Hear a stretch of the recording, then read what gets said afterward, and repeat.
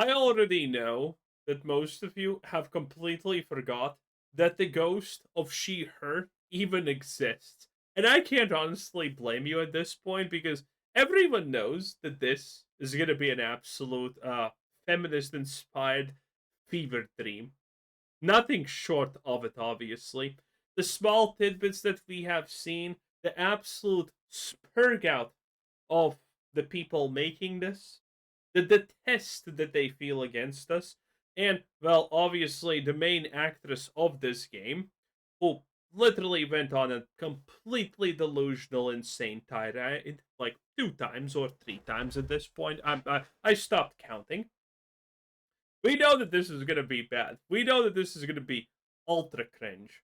Have you seen those small tidbits where they're releasing small story elements and small in-game cinematics so we all go like, oh my god, that's so badass and cool, but it ends up being like super fucking cringe, like when she encounters a lone wolf and the wolf looks at her, it's like angry, and then it's like, oh no, actually, you know what, forget about it, fam, you are the same as me, we are both wild, untamed, powerful animals.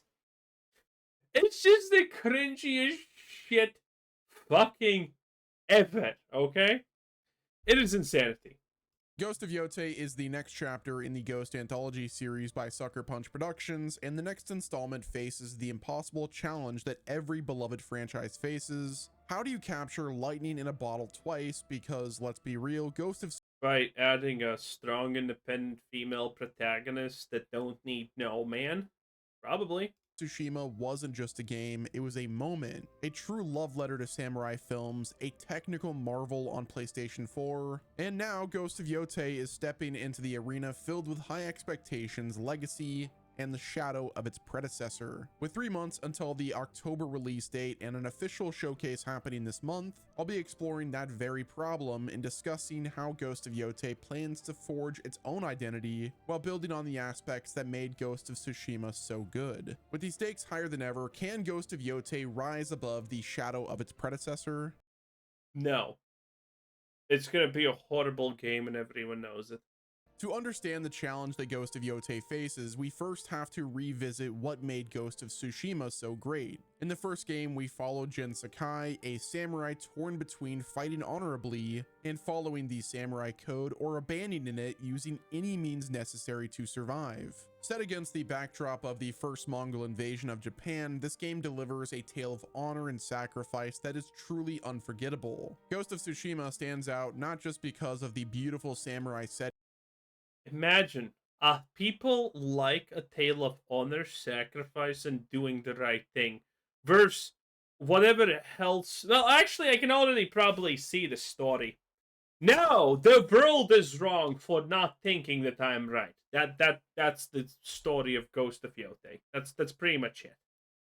But because of how it explores the cost of doing what's necessary. This is gonna be a classical. Everyone just needs to come with the terms that I am amazing, awesome, and always right, and a complete diva. Okay, that's what Ghost of Yotei is gonna be. It's not gonna be the hero's journey. It's gonna be the journey of an overpowered existence, a perfect existence. Just waiting until everyone in the world understands how right she is about everything. It's a classic, a timeless classic at this point. To survive. Jin's journey from honorable warrior to the ghost isn't just about learning new skills, it's about letting go of what defined him and how doing the right thing isn't always possible, especially when the survival of you and your people is at stake. It shows how sticking to your values in a world that is crumbling around you isn't always practical. Every stealth assassination, every use of tools of deception like the kunai, smoke bombs, or poison is a choice that Jin makes, choosing results over his honor, which further adds to the emotional weight of the narrative. What makes Ghost of Tsushima so good is you actually feel the impact of the choices you make, not just during the gameplay, but even after the game is over. Like, I still think about my first playthrough of Ghost of Tsushima and how I approached certain objectives, my thought process behind those decisions, and of course the ultimate decision at the end of the game. Like, I still think about that stuff till this day. With Ghost of Yotei, they are taking a huge narrative leap, one that could—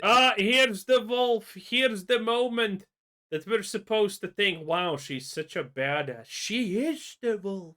elevate the experience. Yeah, or look at that. completely The destroy wolf is like, yeah, we're the same.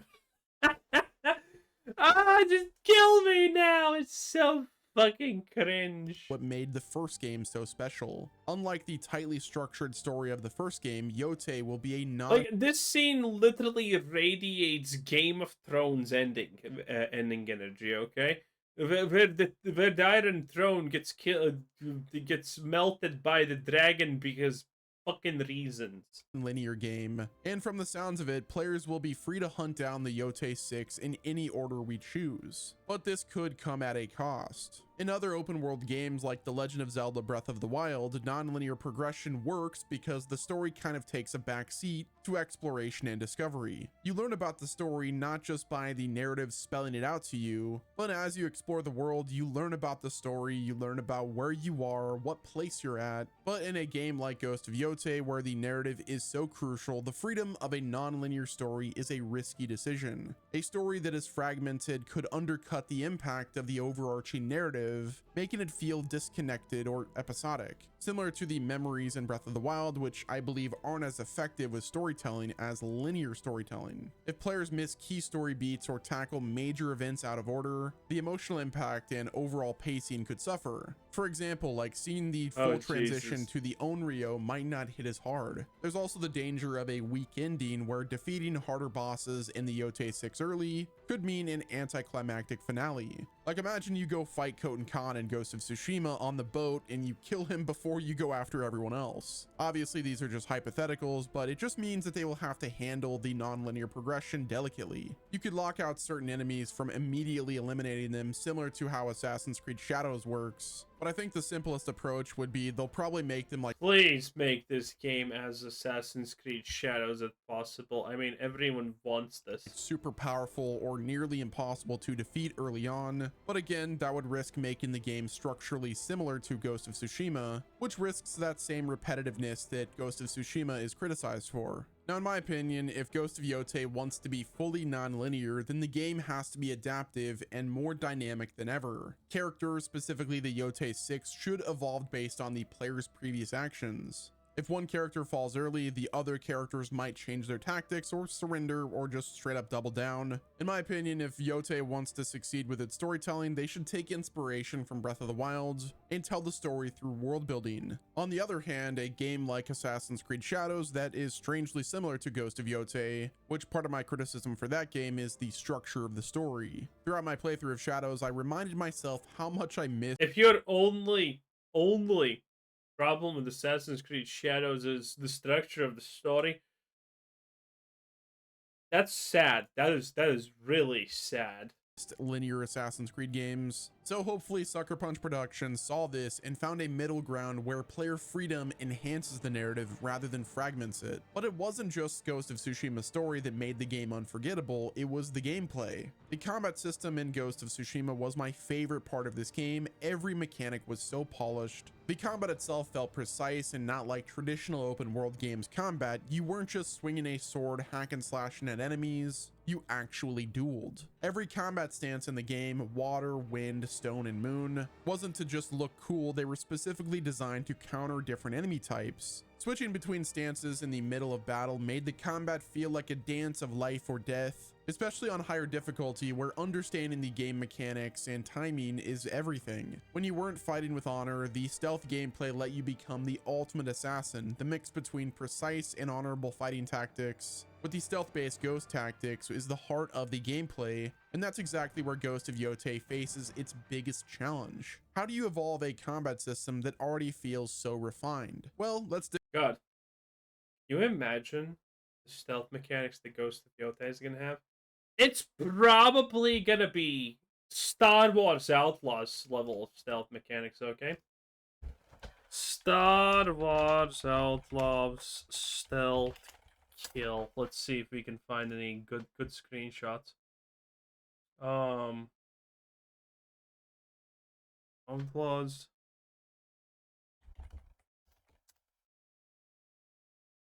Okay, yeah, this is it. Like, let me share the screen, okay? So these are Star Wars Outlaws stealth mechanics, by the way. Yes, it's as epic as you may probably imagine, as you may already understand.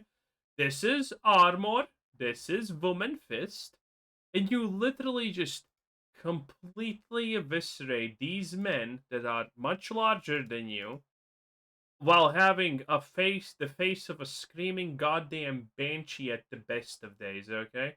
Look at this. Oh my god, it's just beautiful. It is absolutely the most goddamn beautiful thing ever. Look at this. Okay? And I'm pretty sure that stuff like this is what you can most likely expect to see in Ghost of Yotei in some situations.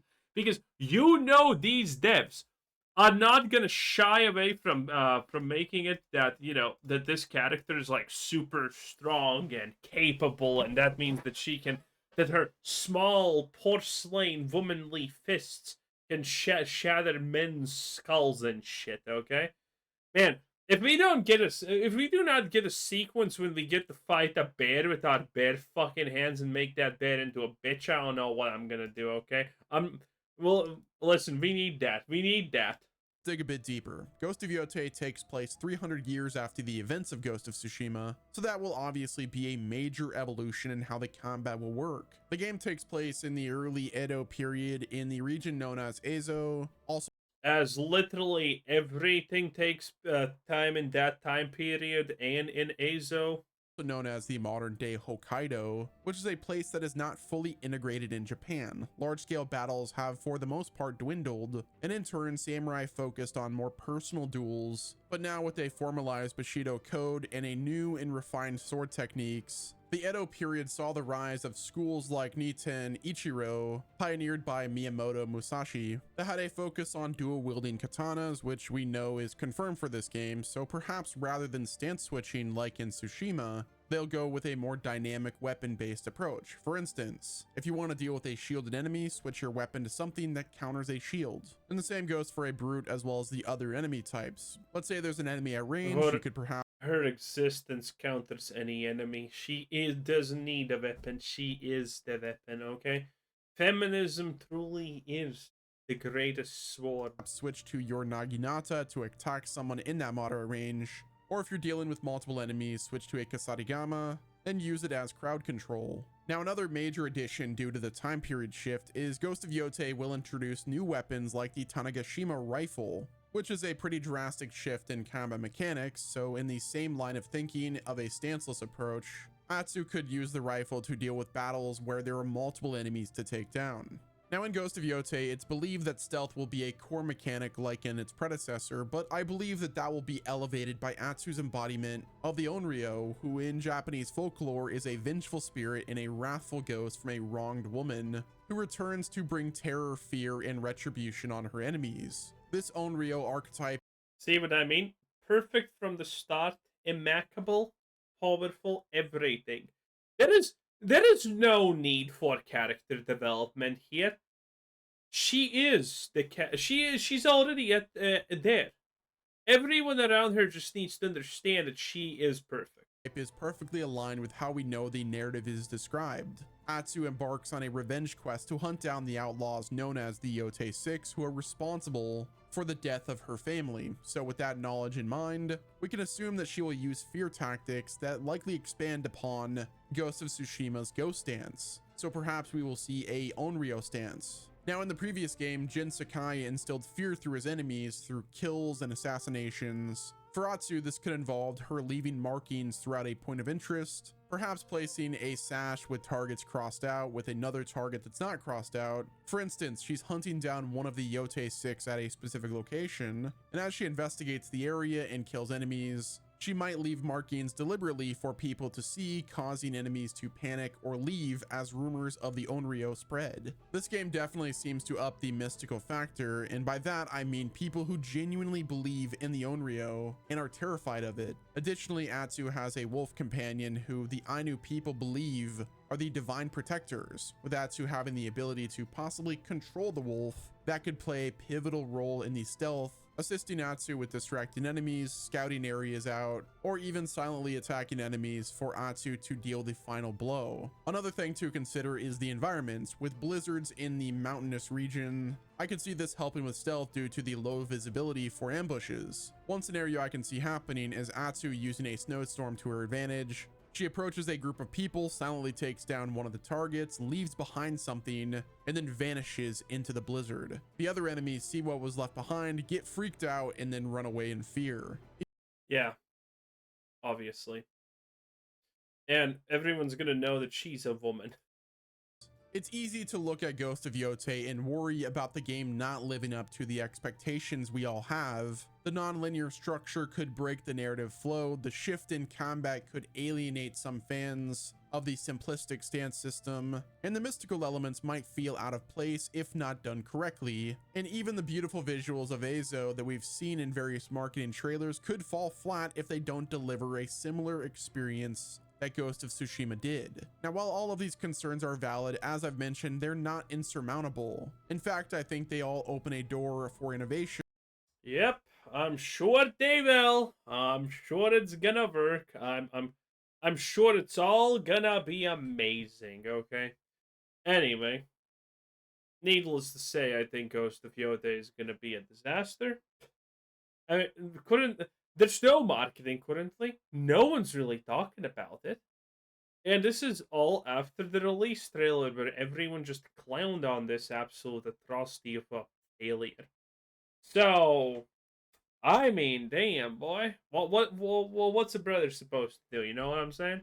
Anyway, we're gonna see when it comes out. I think I want it to come out sooner. It's gonna be hilarious. Probably gonna die in like 2 days. I don't think people are gonna buy it. It's gonna instantaneously be visible that this is gonna be a disaster when compared to Ghost of Tsushima in general. So yeah, I can't wait for it. It's gonna be a disaster. That was West Nemo 10 out of 10. Bye.